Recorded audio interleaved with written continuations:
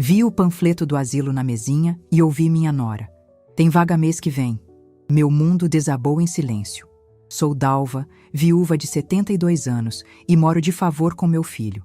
Mal sabiam eles do poder que meu falecido marido me deixou. A vida da gente é feita de pequenos rituais, não é mesmo? O meu começava com o cheiro de café passado no coador de pano. Um costume que meu Antônio, que Deus o tenha, fazia questão de manter. Mesmo depois de ele ter partido, continuei com o hábito. Era como se, a cada manhã, eu renovasse um voto de memória, um jeitinho de mantê-lo por perto. Naquela terça-feira, o cheiro do café parecia o mesmo, mas alguma coisa no ar estava diferente. Um silêncio pesado, carregado, que nem o barulho do liquidificador da minha nora, Silvia, conseguia disfarçar. Eu morava com meu filho Marcos e com ela há uns 5 anos, desde que o Antônio se foi. No começo foi tudo um mar de rosas. Mamãe pra cá, mãezinha pra lá. Ajudava com as crianças, que na época ainda eram pequenas, e cuidava da casa para que Silvia pudesse se dedicar mais àquele ateliê de costura que ela montou na garagem. Mas o tempo, minha gente, o tempo é um bicho danado. Ele vai roendo as beiradas das relações, vai mostrando o que a gente não quer ver. Os netos cresceram. A minha ajuda já não parecia tão necessária, e a minha presença, antes celebrada, começou a se transformar num incômodo. Eu sentia nos olhares, nas frases curtas, no jeito que a porta do quarto dele se fechava mais rápido quando eu passava no corredor. Naquela manhã, depois do café, eu estava na sala, ajeitando o crochê na minha poltrona de sempre, aquela que eu trouxe da minha casa. Era um pedaço de mim ali no meio da decoração moderna da Silvia. Foi quando vi o papel colorido, dobrado em 3 partes, em cima da mesinha de centro.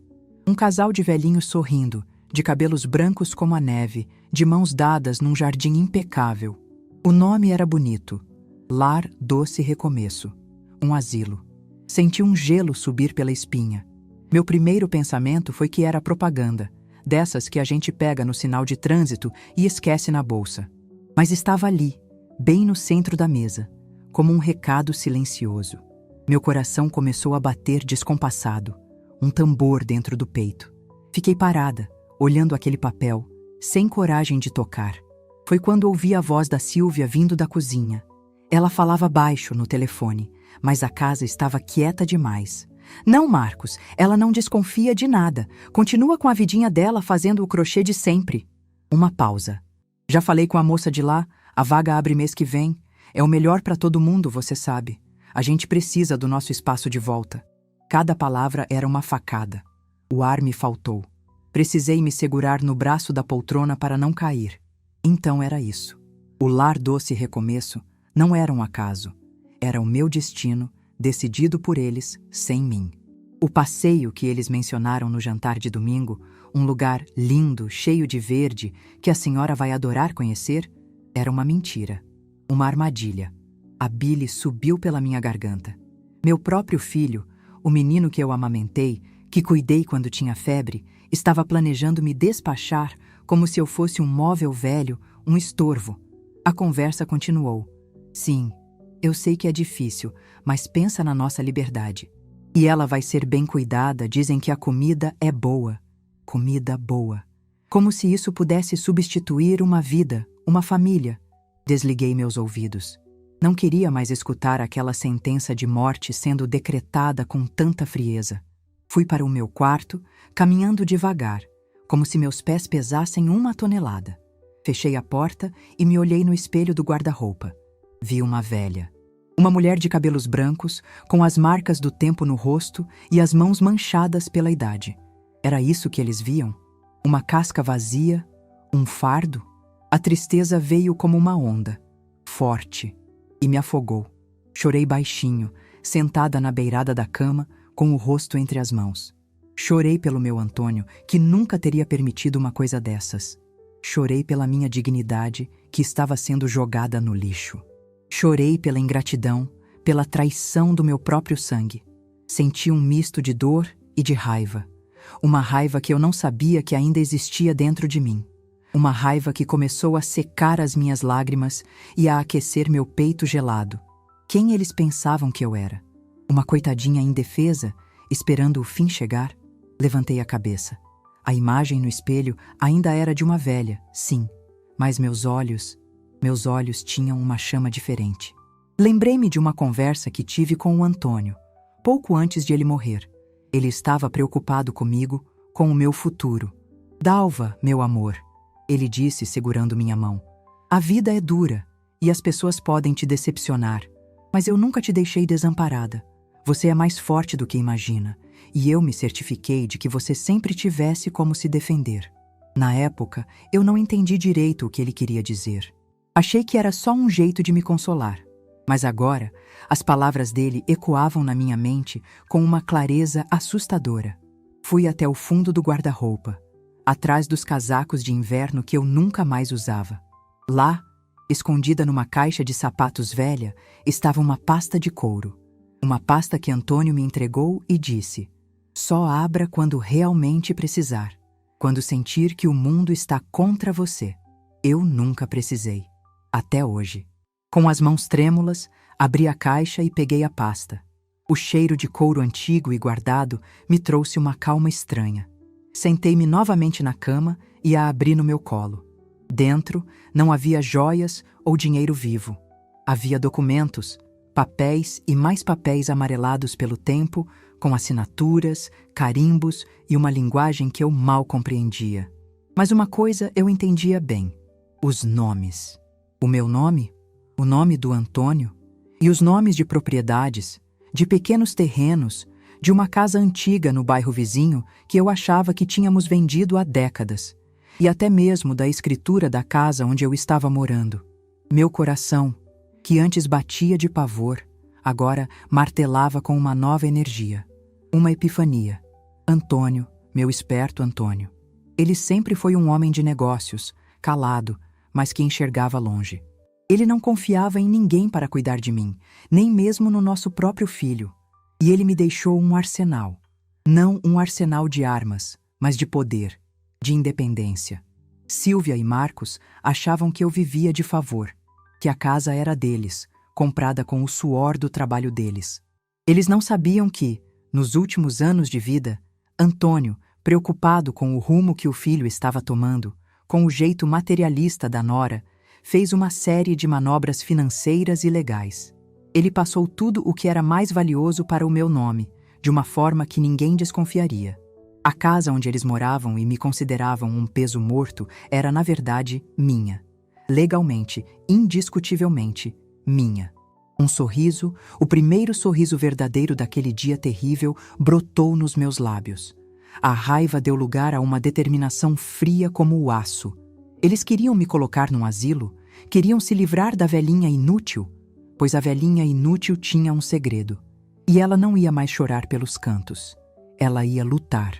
Passei o resto da tarde no meu quarto, lendo e relendo cada documento, cada cláusula, cada linha pequena que o advogado do meu marido fez questão de explicar para ele, e que agora eu precisava entender sozinha. Era um plano de proteção que Antônio tinha criado para mim. E agora seria o meu plano de ataque. Quando a noite caiu, eu já não era mais a mesma Dalva da manhã. A mulher frágil e assustada tinha dado lugar a uma estrategista. Guardei a pasta de volta no esconderijo. Respirei fundo e saí do quarto para o jantar.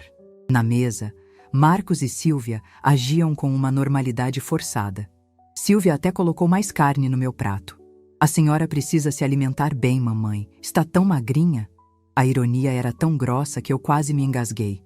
Obrigada, minha filha, respondi com a voz mais doce que consegui. Estou me sentindo ótima. Marcos me olhou e sorriu. Que bom, mãe. Domingo vamos fazer aquele passeio que te falei. Num lugar lindo, para a senhora espairecer. Eu sustentei o olhar dele, o olhar do meu filho, que tinha a coragem de mentir para mim enquanto comia a comida que eu ajudei a preparar, no teto que ele não sabia que era meu. Senti uma pena imensa dele, mas a minha determinação era maior. Claro, meu filho, um passeio parece uma ótima ideia, eu disse, com uma calma que os surpreendeu. Estarei pronta. Eles sorriram, aliviados, achando que tinham vencido, achando que a velhinha dócil tinha engolido a isca. Mal sabiam eles que, naquele momento, eu não estava apenas aceitando um passeio. Eu estava declarando uma guerra silenciosa. A minha guerra. E eu tinha acabado de encontrar todas as minhas armas. O jogo tinha virado, só que eles ainda não sabiam disso. Os dias que se seguiram àquela terça-feira foram os mais longos da minha vida. Mas não foram dias de tristeza, e sim de uma vigilância silenciosa, de uma clareza que eu não sentia há anos. Eu passei a observar a minha casa, a minha verdadeira casa, com outros olhos. Cada objeto, cada som, cada gesto do meu filho e da minha nora ganhava um novo significado. Era como se eu tivesse usado óculos embaçados por 5 anos e, de repente, alguém os tivesse limpado. A realidade, antes borrada pela minha confiança e pelo meu amor, agora era nítida e cortante.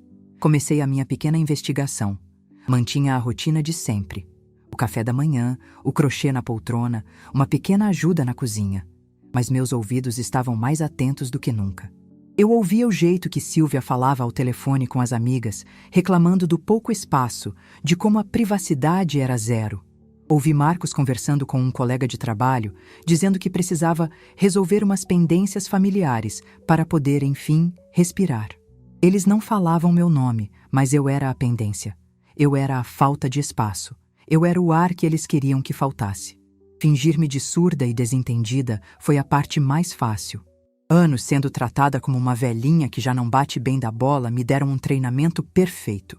Eles falavam na minha frente, em códigos que julgavam inteligentes. Aquele nosso investimento no campo vai dar certo, né, amor? Dizia Silvia, piscando para Marcos. O investimento no campo era o tal Lar Doce Recomeço, que ficava nos arredores da cidade.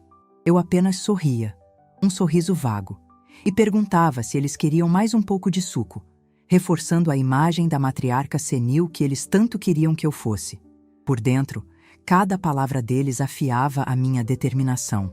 Durante as tardes, quando a casa ficava vazia, o meu quarto se transformava no meu quartel-general. A pasta de couro do Antônio virou a minha Bíblia. Eu a abria com um cuidado quase sagrado sobre a colcha de retalhos da minha cama. Os documentos eram muitos. A princípio, pareciam um emaranhado de termos jurídicos, mas eu sou de um tempo em que mulher precisava ser boa de conta para o dinheiro do marido esticar até o fim do mês. E, se tinha uma coisa que o Antônio me ensinou, foi a ter paciência e a ler as entrelinhas. Descobri que a casa onde morávamos não era o único tesouro. Havia a escritura de um pequeno apartamento no centro, alugado, cujo dinheiro caía numa conta poupança que eu nem sabia que existia. Era uma conta antiga, conjunta, mas que só o Antônio movimentava. E pelo extrato que ele guardou junto, o valor era considerável. Uma quantia que me daria tranquilidade por muitos e muitos anos. Havia também os títulos de 2 terrenos num loteamento que estava começando a valorizar. Antônio comprou aquilo por uma ninharia, uma aposta. Pelo que eu entendia dos jornais, a prefeitura estava planejando asfaltar a região. Meu Deus, Antônio, você pensou em tudo. Encontrei também uma caderneta de capa preta. Nela, com a caligrafia caprichada do meu marido, havia uma lista de nomes e telefones. Pessoas de confiança, estava escrito no topo da página.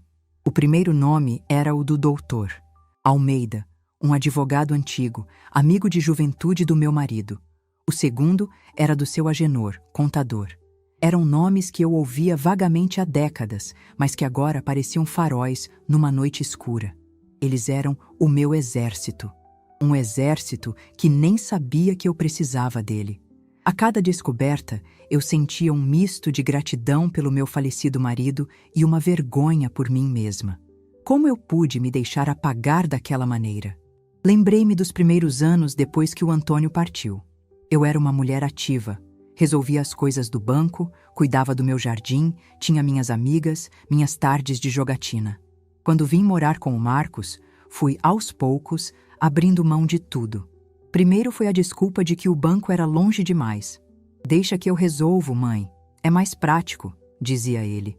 Depois, Silvia podou minhas roseiras, porque não combinavam com o paisagismo moderno. As minhas amigas pararam de me visitar porque Silvia sempre arrumava um jeito de mostrar que elas estavam incomodando. Eu me recordo de um dia, uns 2 anos atrás, em que tentei dar uma opinião sobre a troca do carro. Marcos estava em dúvida entre dois modelos. Eu, que sempre entendi um pouco de mecânica por causa do meu pai, comentei que um dos motores tinha fama de dar muito problema. Silvia me olhou por cima dos óculos de grife e disse, com um sorriso condescendente: "Ah, sogrinha, as coisas mudaram muito. Hoje em dia é tudo eletrônico, a senhora não entende dessas modernidades." Marcos apenas riu, como se ela tivesse contado a piada mais engraçada do mundo. Naquele dia, eu me calei. E continuei me calando. Eu aceitei o papel que me deram. O de uma peça de museu, decorativa, mas sem função prática. Uma velhinha que faz um bom bolo de fubá, mas cuja opinião sobre a vida real não valia mais nada. Essa lembrança me trouxe um calor ao rosto, uma raiva retroativa. Eles não me anularam de uma vez. Foi um trabalho lento, diário, de minar a minha confiança, de me infantilizar. Era a mão de Silvia, trocando o canal da televisão porque esse filme é muito complicado para a senhora. Era Marcos me explicando, como se eu tivesse 5 anos, como usar o controle remoto novo. Eram as decisões sobre a minha própria saúde, tomadas sem a minha presença. Marcamos um geriatra novo para a senhora, mãe. Esse é ótimo. Eu ia, dócil, aceitando tudo. Por quê? Por medo de ficar sozinha? Por achar que aquela era a única opção que me restava? A verdade, e doía admitir, é que eu tinha me tornado cúmplice da minha própria anulação. Eu estava tão mergulhada no luto e na solidão que aceitei as migalhas de atenção que eles me davam como se fosse um banquete. Troquei a minha autonomia pela falsa segurança de ter um teto. Um teto que, ironicamente, já era meu. A percepção externa, a da vovó Dalva, tão boazinha, coitadinha, contrastava violentamente com a mulher que eu redescobria na solidão do meu quarto. Eles viam uma senhora frágil, dependente, com a cabeça nas nuvens. Mas por dentro, a Dalva de antes, a que administrava uma casa, criava um filho e era parceira de um homem inteligente como o Antônio, estava despertando. E ela estava furiosa. Com essa nova força, comecei a traçar meu plano. Não seria um plano de vingança barata, de gritos e acusações. Isso era o que eles esperariam de uma velha histérica. Não. Seria algo calculado, preciso, elegante, como uma partida de xadrez. Antônio adorava xadrez. Dizia que era preciso pensar muitas jogadas à frente e, principalmente, nunca subestimar o adversário. Meu primeiro movimento era claro. Eu precisava de validação. Precisava ter certeza de que aqueles papéis amarelados ainda tinham o poder que eu imaginava. Numa quinta-feira, esperei que Silvia saísse para as suas aulas de pilates e que Marcos já estivesse no escritório. Fui até o telefone fixo da sala. Eles mal o usavam, preferiam os celulares, o que era perfeito para mim. Disquei o número do Dr. Almeida, que estava na caderneta do meu marido. Minhas mãos suavam. E se ele não se lembrasse de mim? E se tivesse se aposentado? A voz do outro lado da linha era de uma secretária, jovem e eficiente. Escritório do Dr. Almeida, bom dia. Bom dia, minha filha. Eu gostaria de falar com o Dr. Almeida, por favor. Meu nome é Dalva Silveira. Fui esposa do Antônio Silveira. Houve uma pausa. Pude ouvi-la cochichar algo. Então, uma voz masculina, firme, mas envelhecida pelo tempo, soou no telefone. Dona Dalva? É a senhora mesmo? Que surpresa boa! Faz tantos anos. Como a senhora está? Senti um alívio tão grande que minhas pernas fraquejaram. Sentei-me no sofá. Estou bem, Dr. Almeida. O senhor me desculpe o incômodo, mas eu preciso muito da sua ajuda. É um assunto particular e urgente. Expliquei a ele por alto a minha situação, sem entrar nos detalhes da traição. Disse apenas que estava reorganizando alguns documentos antigos do meu falecido marido e que precisava de orientação jurídica para entender a minha real situação patrimonial. Ele foi de uma gentileza imensa. Dona Dalva, o seu Antônio era mais que um cliente, era um grande amigo. Ele sempre se preocupou muito com o seu bem-estar. A senhora pode vir ao meu escritório quando quiser. Estarei à sua inteira disposição. Combinamos para a manhã seguinte. E então veio o meu primeiro desafio logístico. Como sair de casa sem levantar suspeitas? A solução veio na forma de uma antiga amiga, a Lourdes, que morava a poucas quadras dali. Liguei para ela. Lourdes, minha amiga, que saudade. Estava pensando, Que tal a gente tomar um café amanhã de manhã naquela padaria nova perto da praça? Lourdes, que vivia reclamando da solidão, aceitou na hora. Na manhã de sexta, anunciei meu plano no café da manhã.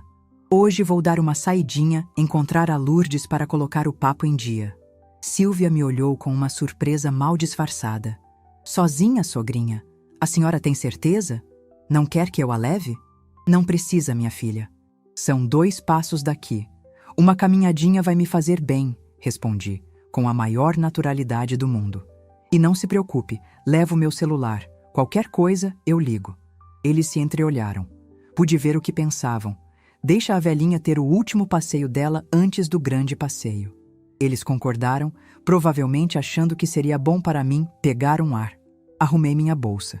Coloquei dentro um lenço, a carteira com uns trocados e, secretamente num fundo falso que eu mesma costurei na noite anterior, coloquei a escritura da casa e o extrato da conta poupança. Eram as minhas peças mais importantes no tabuleiro. Encontrei Lourdes na padaria, como combinado. Conversamos por meia hora, rimos, comemos um pão na chapa quentinho. Depois, me despedi. Amiga, preciso resolver uma coisinha no cartório aqui perto. A gente se vê depois, tá? Ela nem desconfiou. Peguei um táxi e fui para o endereço que o Dr. Almeida me deu. O escritório era num prédio antigo, no centro da cidade, com elevador de porta sanfonada e um cheiro de cera e papel velho. Um cheiro de segurança.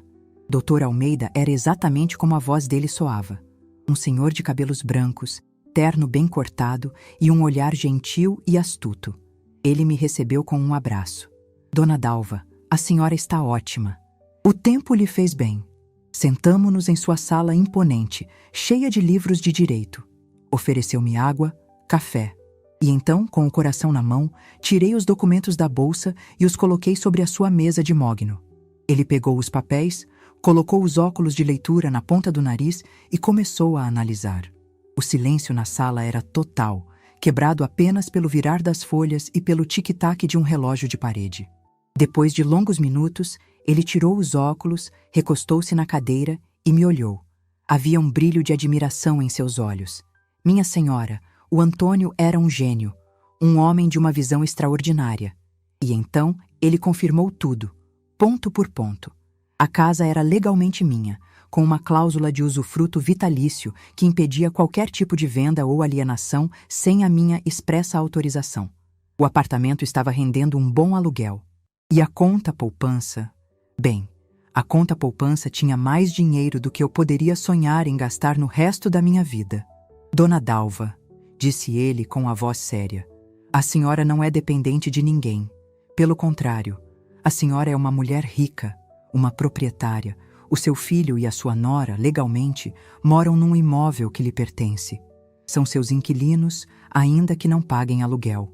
Aquelas palavras foram música para os meus ouvidos. Uma sinfonia de libertação.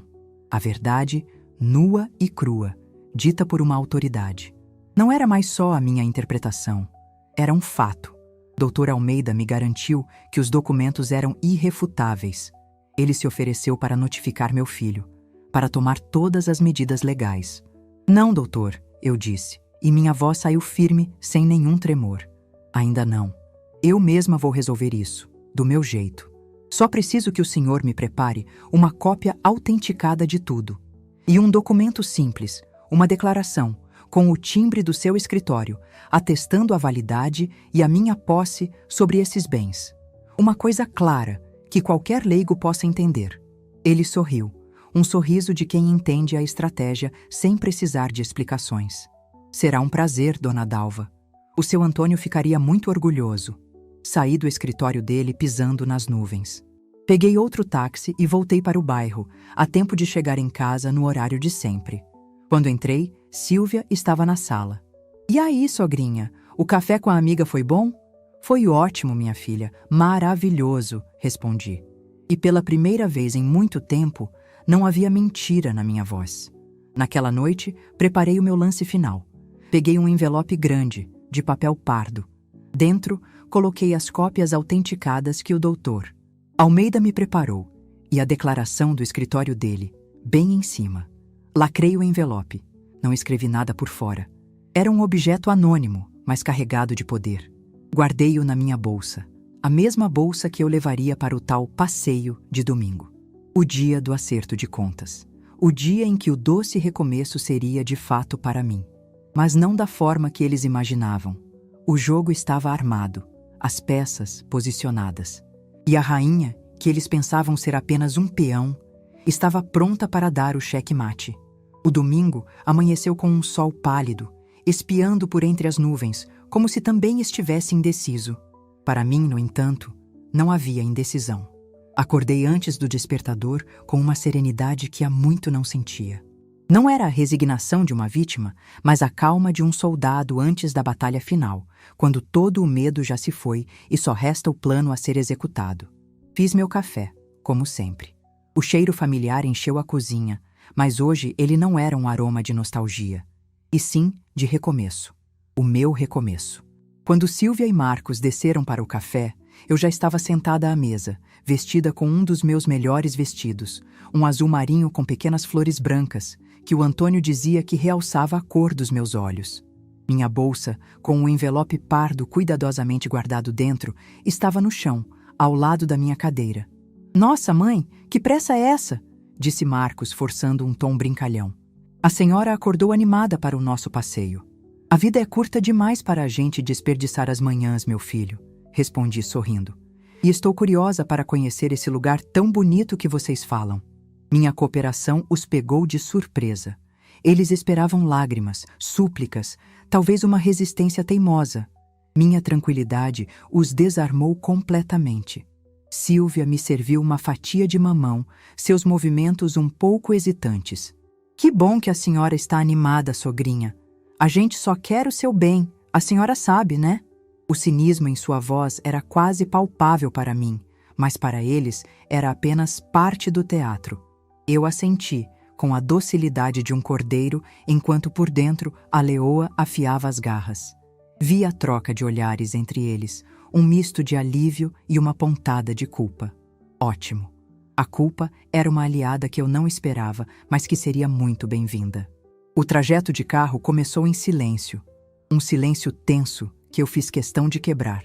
Comecei a falar, com uma voz suave, quase nostálgica, sobre o passado. "Sabe, Marcos, eu estava me lembrando hoje de quando a gente comprou esta casa. Você era um piazinho ainda. Seu pai e eu passamos meses reformando o jardim. Cada roseira daquelas." Apontei pela janela enquanto passávamos por um quarteirão familiar. Foi plantada pelas mãos dele. Ele dizia que uma casa sem raízes fortes no jardim não era um lar, era só um abrigo. Marcos segurava o volante com mais força. "É, mãe, eu lembro. O pai gostava das plantas. Ele gostava de coisas que duravam", continuei, meu olhar fixo na nuca do meu filho. Ele não acreditava em soluções fáceis, em coisas descartáveis. Dizia que a gente tem que cuidar do que é nosso, do que a gente ama, até o fim. Seja uma roseira, seja uma família. Silvia, no banco do carona, mexeu-se desconfortavelmente. Ligou o rádio numa tentativa clara de cortar a minha linha de pensamento. Mas eu não me abalei. Continuei no mesmo tom. "É engraçado como a memória da gente funciona, né? Hoje eu consigo me lembrar exatamente do cheiro da tinta fresca do seu quarto, do dia em que o seu pai te ensinou a andar de bicicleta aqui na rua. Você caiu tantas vezes, meu filho. E todas as vezes ele te levantou e disse: 'Vamos de novo, desistir não faz parte do nosso sobrenome.'" Percebi que os ombros de Marcos enrijeceram. Silvia me olhou pelo espelho retrovisor, uma ruga de irritação se formando entre suas sobrancelhas perfeitamente desenhadas. Para ela, eu era apenas uma velha senil, perdida em memórias desconexas. Para Marcos, no entanto, eu sabia que cada palavra era um pequeno alfinete, espetando uma consciência que eu esperava que ainda existisse ali. Eles estavam confusos. A velhinha que deveria estar chorando estava, em vez disso, dando uma palestra sobre os valores da família. A ironia da situação era deliciosa. Decidi intensificar a pressão, com a delicadeza de quem aperta um parafuso, uma volta de cada vez. Mudei o tom de nostalgia para um de curiosidade prática, como se eu estivesse genuinamente interessada no meu novo lar. "Mas me digam uma coisa", comecei, e eles se viraram para mim, aliviados com a mudança de assunto. "Esse lugar, Recomeço? É bem equipado? Digo, tem um bom acompanhamento médico? Sabe como é? A minha pressão às vezes sobe. O doutor Evandro, meu cardiologista, gosta de me ver a cada 6 meses. Será que eles têm contato com bons especialistas? Marcos engoliu em seco. Claro, mãe, com certeza. É um lugar de primeira linha. Tem tudo lá. Que bom, suspirei satisfeita. E atividades? Eu não gosto de ficar parada, vocês sabem. Gosto de ter o que fazer, de me sentir útil. Será que eles têm uma horta, um jardim que eu possa cuidar? As minhas mãos sentem falta da terra. E aulas de artesanato? Meu crochê não pode parar. Tem tudo isso, sogrinha. Apressou-se Silvia a responder, a voz um pouco mais aguda que o normal. É praticamente um clube de campo para a terceira idade. A senhora vai adorar. As mentiras estavam ficando desajeitadas. Um clube de campo. A imagem do panfleto, com aquele sorriso fabricado dos velhinhos, me veio à mente. Eles estavam construindo um castelo de mentiras sobre a areia, e eu estava apenas observando, esperando a maré subir. A cada quilômetro que rodávamos, a paisagem urbana ia dando lugar a um cenário mais verde, mais afastado. O silêncio voltou a se instalar no carro, mas desta vez era diferente. Não era mais a minha passividade, mas a ansiedade deles que preenchia o espaço. O destino estava próximo, e com ele a certeza de que o plano deles estava funcionando. Ou assim eles pensavam. Finalmente, Marcos diminuiu a velocidade e entrou por um portão de ferro, sem nenhuma placa, que dava para uma alameda de árvores mal cuidadas. Ao fundo, um prédio grande, de pintura desbotada e arquitetura fria, hospitalar. Na fachada, letras de metal, algumas meio tortas, formavam o nome: Lar Doce Recomeço. Era um lugar triste, solitário. Tinha o cheiro de desinfetante e de esperanças perdidas. Vi alguns rostos na janela, olhares vazios que acompanhavam nosso carro. Meu coração se apertou, não por mim, mas por eles. Pelas outras dalvas que não tiveram um Antônio para lhes deixar um mapa do tesouro. Marcos estacionou o carro e desligou o motor. O silêncio que se seguiu foi o mais alto que eu já ouvi.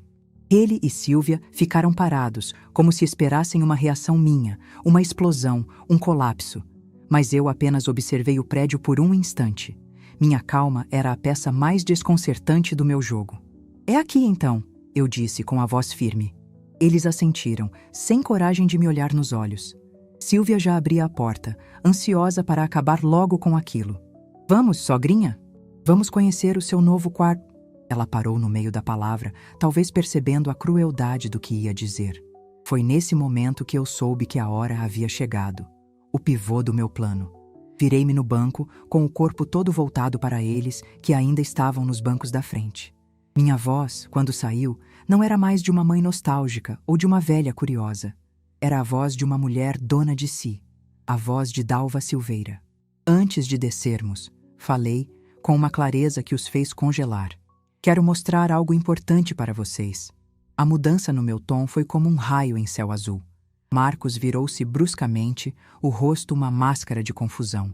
Silvia, com a porta entreaberta, parou e olhou para mim, os olhos arregalados. Aquele ar de superioridade, a paciência condescendente, tudo isso se desfez em um segundo, dando lugar a uma visível apreensão. Eles sabiam, instintivamente, que o roteiro que eles tinham escrito para aquele dia estava prestes a ser rasgado. Lentamente, sem pressa, abri a minha bolsa. Meus movimentos eram deliberados. Tirei dela o envelope pardo, grosso, pesado. Aquele objeto simples nas minhas mãos pareceu ganhar uma autoridade imensa dentro do espaço confinado do carro. Segurei-o no meu colo, sem entregá-lo. Eu precisava preparar o terreno. Marcos, comecei, olhando fundo nos olhos do meu filho. Você se lembra do seu avô, o meu pai? Ele era um homem simples, um carpinteiro, mas ele me ensinou a coisa mais valiosa da vida, o valor da palavra. Ele dizia que o que a gente tem de mais sagrado é o nosso nome e a nossa honra. Que a confiança é como uma peça de cristal. Uma vez quebrada, você pode até colar os pedaços, mas ela nunca mais será a mesma. Meu filho não conseguiu sustentar o meu olhar. Fitou as próprias mãos que tremiam levemente sobre o volante. Silvia, por outro lado, me encarava com uma hostilidade crescente. A confusão dela estava se transformando em raiva. O que é isso, sogra? Uma aula de moral agora? O que tem nesse envelope? Ignorei-a. Meu assunto era com o meu filho, com o sangue do meu sangue. Eu e seu pai, Marcos, nós trabalhamos uma vida inteira, não para acumular riquezas, mas para construir um legado. Um legado de honestidade, de respeito. Um lar. Nós demos a você tudo o que podíamos: educação, amor, valores, e a única coisa que pedimos em troca foi lealdade. Foi respeito pela nossa história. Respirei fundo. A parte mais difícil vinha agora. Quando você e a Silvia me convidaram para morar com vocês, depois que seu pai se foi, eu vi aquilo como um gesto de amor. Eu me senti acolhida, mas o tempo foi passando e eu percebi que me tornei um fardo, um objeto que já não tinha mais lugar na decoração da casa nova. E agora, vocês me trazem para cá, para um lugar onde vocês podem me depositar e limpar a consciência de vocês, com a desculpa de que serei bem cuidada. Mãe, não é isso. Ele tentou interromper, a voz embargada. É exatamente isso, meu filho. Cortei, com uma firmeza que o silenciou. É traição, é abandono, é apagar uma história. A minha história, a história do seu pai. Mas acontece que o seu pai, Marcos, ele era um homem que enxergava muito além. Ele conhecia as fraquezas do mundo e conhecia as suas também. Levantei o envelope, segurando-o entre nós dois. A atmosfera no carro era irrespirável. Silvia me fuzilava com os olhos e eu via o pânico começando a brotar em seu rosto. Marcos parecia um menino pego em flagrante, prestes a chorar. Vocês acham que eu sou uma velha inútil que vive de favor na casa de vocês? Eu disse. E minha voz era um fio de aço. Vocês planejaram tudo isso nas minhas costas, achando que eu não tinha mais discernimento, que eu não tinha mais forças, que eu não tinha mais nada. Fiz uma pausa dramática. Olhei para o envelope em minhas mãos e depois para eles. O que está aqui dentro, meu filho, é o testamento do seu pai. Não o de morte, mas o de vida. O testamento sobre o que ele realmente valorizava e em quem ele realmente confiava. Deixei a frase pairar no ar, carregada de tudo o que não foi dito. O cheque-mate estava anunciado. E o rei e a rainha do tabuleiro deles estavam prestes a descobrir que eram apenas peões no meu jogo. A minha última frase ficou suspensa no ar denso do carro, pesada como uma pedra. O silêncio que se seguiu foi quebrado apenas pela respiração acelerada de Silvia. Marcos estava pálido, os nós dos dedos brancos de tanto apertar o volante. Ele parecia uma estátua de gesso, um monumento à própria covardia. Foi Silvia, como eu esperava, quem reagiu primeiro. Uma risada curta, sem humor, escapou de seus lábios pintados de vermelho. Testamento de vida? Ah, sogrinha, por favor, a senhora está começando a delirar.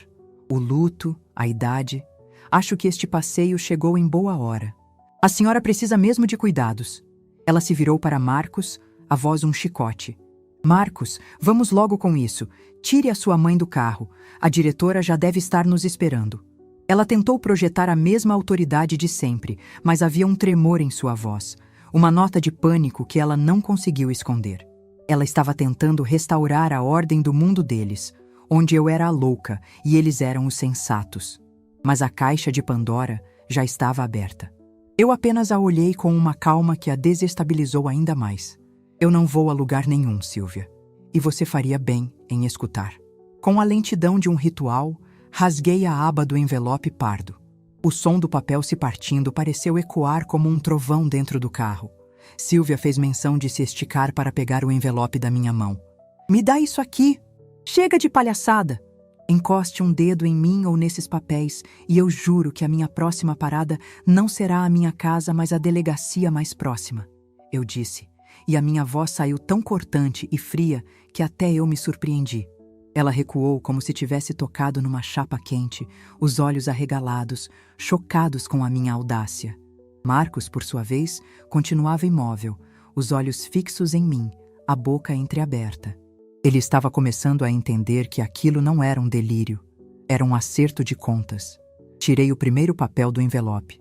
Era a declaração do Dr. Almeida, em papel timbrado, com o carimbo do escritório e uma assinatura imponente no final. Era o documento mais simples, a introdução da minha ópera. Estendi o papel na direção deles. Eu sei que vocês não gostam de ler coisas complicadas. Por isso, pedi ao meu advogado para resumir. Por favor, Marcos, leia em voz alta para a sua esposa. Ele hesitou, olhando de mim para Sílvia, que o fuzilava com o olhar, ordenando-lhe silenciosamente que não obedecesse. Mas a minha autoridade, naquele momento, era maior. Com a mão trêmula, ele pegou o papel. Seus olhos correram pelas linhas, e eu vi o momento exato em que a compreensão o atingiu. Sua palidez se transformou numa tonalidade esverdeada. Leia, meu filho, insisti, com uma suavidade perigosa. Ele pigarreou, a voz saindo fraca, estrangulada. Declaração. Para os devidos fins, eu, Dr. Cássio Almeida, OAB número tal, atesto que a senhora Dalva Silveira, viúva, portadora do CPF tal, é a única e legítima proprietária dos seguintes bens, deixados em testamento e transferidos em vida por seu falecido esposo, Antônio Silveira. Ele parou, incapaz de continuar. Continue, Marcos, ordenei. Ele respirou fundo. Um apartamento situado na Rua das Acácias, número 15, devidamente alugado. 2 terrenos no loteamento Colina Verde e o imóvel residencial localizado na Rua das Gardênias, número 234. Ele engoliu em seco. Imóvel este gravado com cláusula de usufruto vitalício em nome da proprietária, não podendo ser vendido, alugado ou alienado sem o seu consentimento expresso em cartório. Ele terminou de ler e o papel caiu de sua mão no seu colo. Rua das Gardênias, 234. A nossa casa, o lar deles. O teto sob o qual eles planejaram me descartar. Sílvia arrancou o papel da mão dele. Seus olhos, antes cheios de escárnio, agora estavam arregalados de puro pânico enquanto ela lia e relia a declaração como se pudesse, pela força do olhar, fazer as palavras desaparecerem.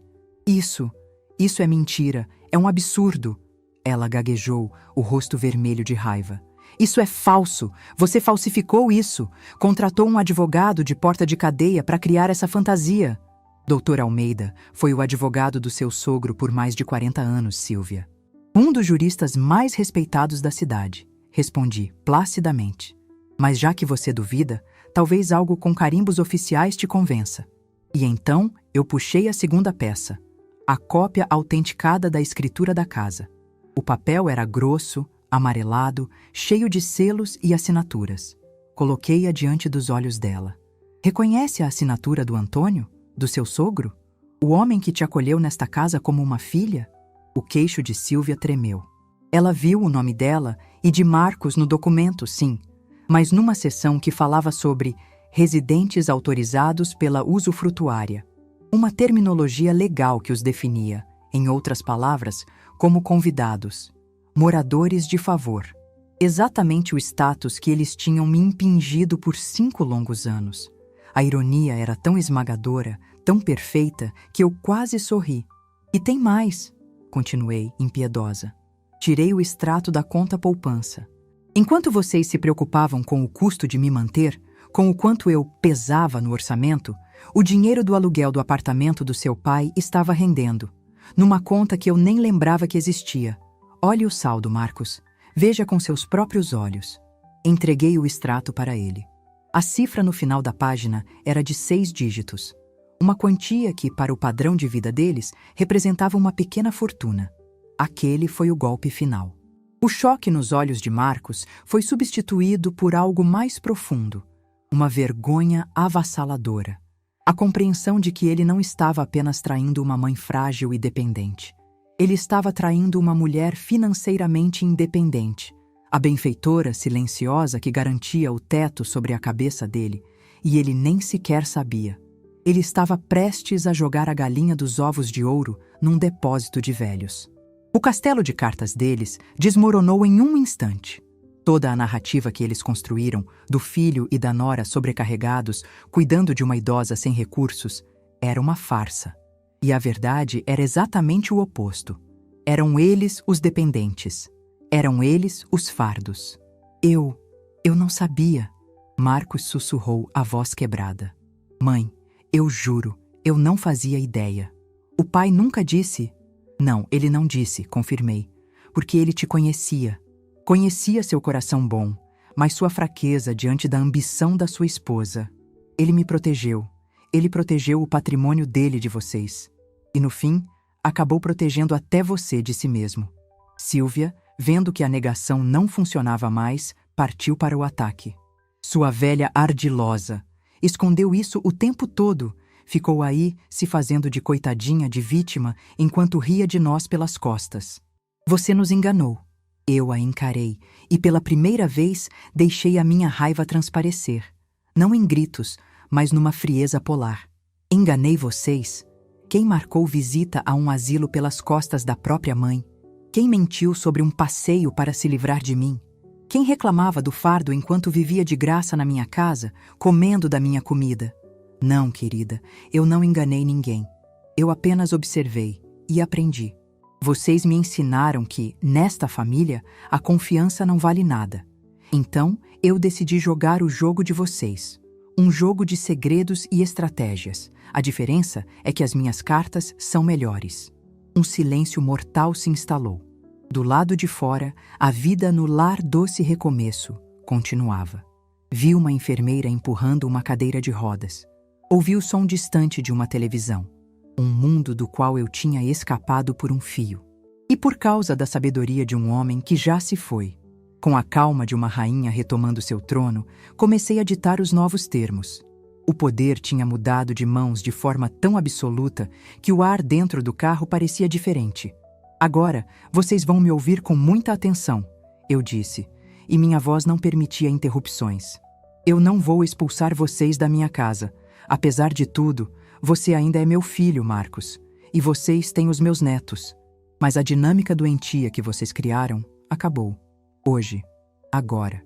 Olhei para Sílvia, que me encarava com ódio puro. Primeiro você, Sílvia.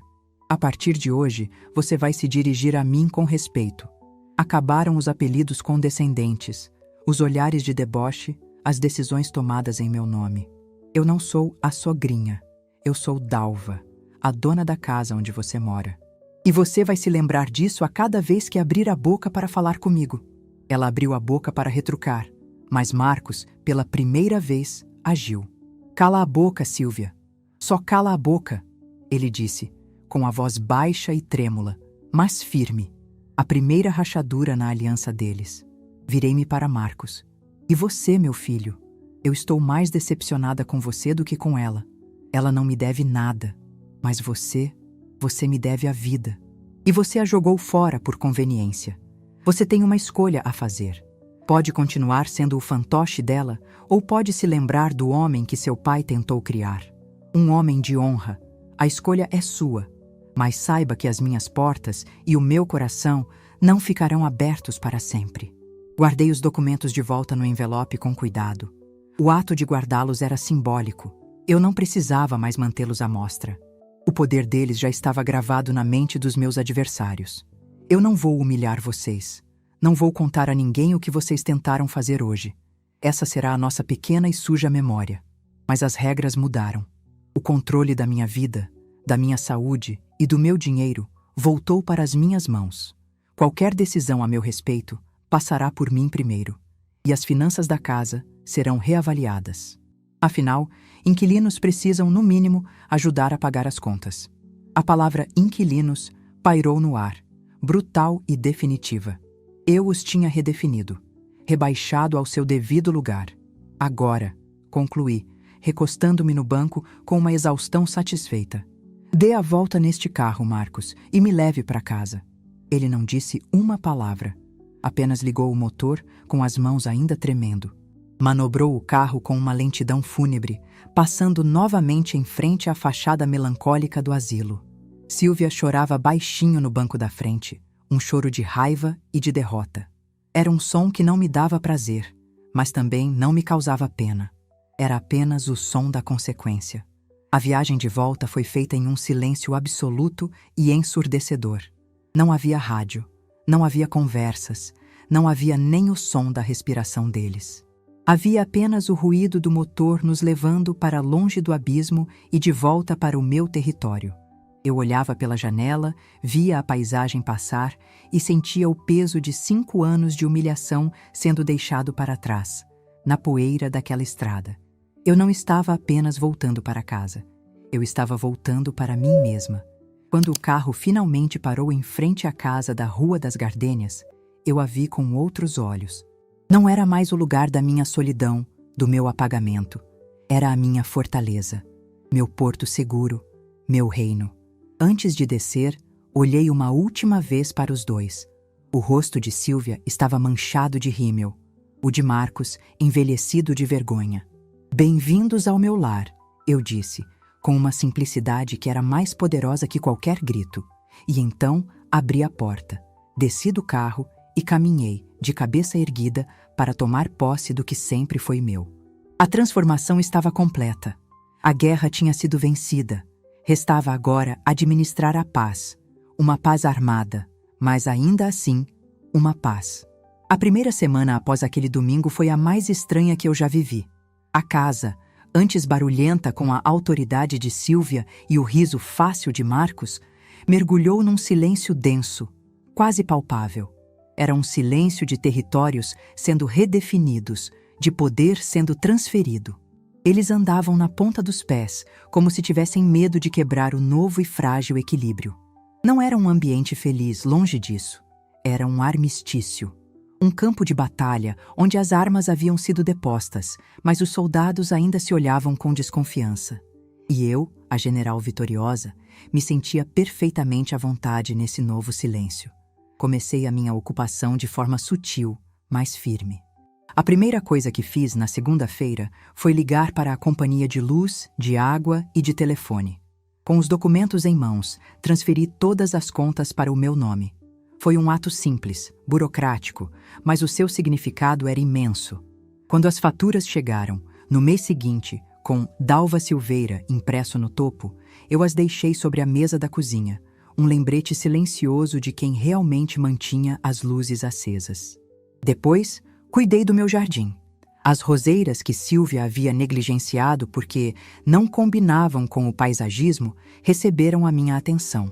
Contratei um jardineiro, um senhor japonês muito simpático chamado Seu Milton, para me ajudar a revitalizá-las.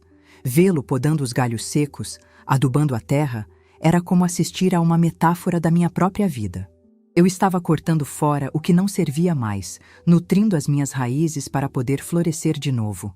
O som da tesoura de poda no jardim era a nova trilha sonora da casa, e sei que, para Sílvia, cada corte era um lembrete de sua autoridade perdida.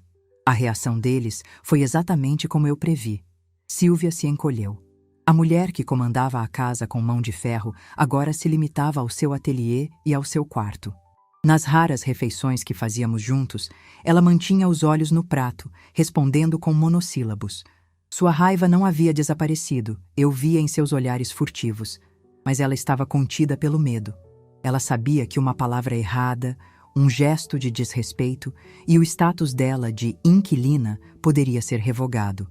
Ela estava presa na teia que ela mesma ajudou a tecer. Marcos, por outro lado, estava mergulhado numa vergonha profunda. Ele tentava me agradar de maneiras pequenas e desajeitadas. Comprava o pão que eu gostava, perguntava se eu precisava de algo da farmácia, tentava puxar conversa sobre o tempo. Por dias, eu o tratei com uma polidez fria, distante. Eu precisava que ele sentisse o peso de suas ações, o abismo que ele havia criado entre nós. Até que, numa noite, ele bateu na porta do meu quarto. Eu estava lendo, sentada na minha poltrona. Ele entrou, hesitante, e ficou parado perto da porta, como um menino esperando uma bronca. "Mãe, a gente pode conversar?" Eu fechei o livro e o coloquei no colo. "Sente-se, Marcos." Ele se sentou na beirada da minha cama, as mãos entrelaçadas, a cabeça baixa. Eu queria pedir perdão. Eu sei que não existem palavras que consertem o que eu fiz, o que eu deixei que acontecesse. Eu fui fraco. Fui um covarde. A voz dele estava embargada. E eu vi uma lágrima solitária escorrer pelo seu rosto. Quando eu li aqueles papéis, quando eu entendi o que o pai fez e o que a gente ia fazer com a senhora, eu senti nojo. Nojo de mim mesmo. Eu o escutei em silêncio, deixando que ele colocasse tudo para fora. Ele falou sobre a pressão de Sílvia, sobre a própria ambição, sobre como ele se convenceu de que aquilo era o melhor para todos. Ele não estava dando desculpas, estava confessando. E na confissão dele, eu vi o primeiro vislumbre do meu filho de volta. Quando ele terminou, o silêncio voltou.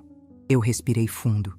O perdão, meu filho, não é um interruptor que a gente liga e desliga. É uma estrada. E você deu o primeiro passo nela hoje. Mas vai ser um caminho longo.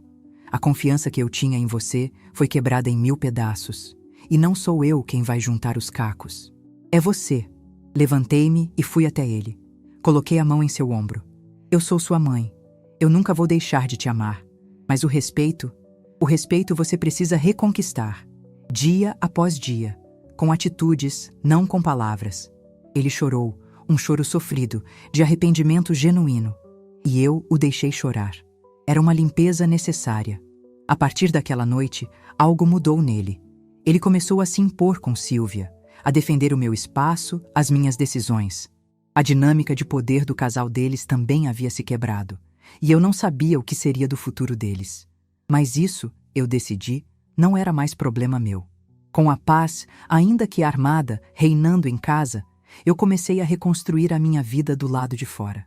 A primeira pessoa para quem liguei foi a Lourdes.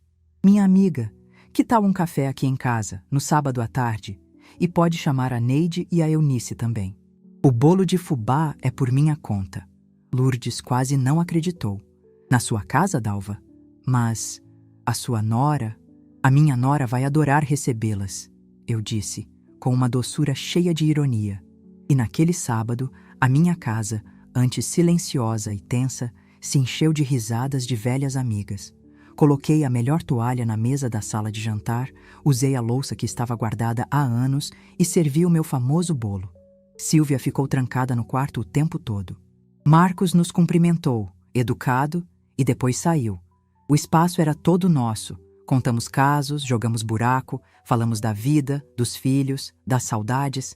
Em dado momento, Lourdes me olhou com atenção e disse: Dalva, você está diferente, seus olhos estão brilhando. O que aconteceu? Eu sorri e respondi: eu só me lembrei de quem eu era, minha amiga. Às vezes a gente se esquece. Aquele café foi o primeiro de muitos. Minha casa voltou a ser um ponto de encontro. Minhas amigas, que haviam sido sutilmente afastadas, voltaram a fazer parte do meu dia a dia. Aquelas tardes me devolveram a alegria, a sensação de pertencimento que eu havia perdido. O som das nossas gargalhadas pelos corredores era a maior prova da minha vitória. Era o som da vida pulsando novamente naquelas paredes. Numa tarde, sentada na varanda, observando seu Milton cuidar das minhas roseiras que já começavam a dar os primeiros botões, eu me permiti refletir sobre toda essa jornada. Pensei no meu Antônio. A saudade ainda doía, mas agora ela vinha acompanhada de uma gratidão imensa, quase avassaladora. Ele não tinha apenas me deixado bens materiais. Ele me deixou uma prova de amor e de confiança. Ele acreditou na minha força, mesmo quando eu mesma a havia esquecido. Ele plantou uma semente de poder e esperou, pacientemente, que eu estivesse pronta para regá-la.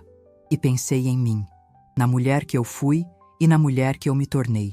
A gente envelhece não para ficar fraco, mas para que a vida finalmente nos ensine a usar as armas que acumulamos pelo caminho.